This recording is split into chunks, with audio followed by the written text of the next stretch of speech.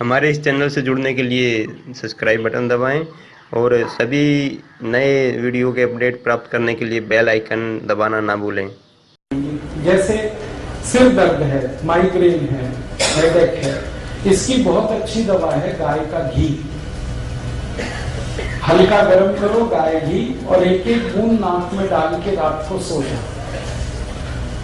सभी तरह के सिर दर्द ठीक होते हैं।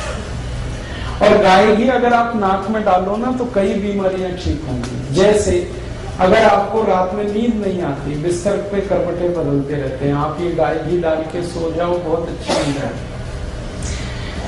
कई लोग हैं जो रात को सोते समय नाक से संगीत निकालते हैं और इतना जोरदार संगीत निकलता है कि पड़ोसी उनके सो ही नहीं सकते।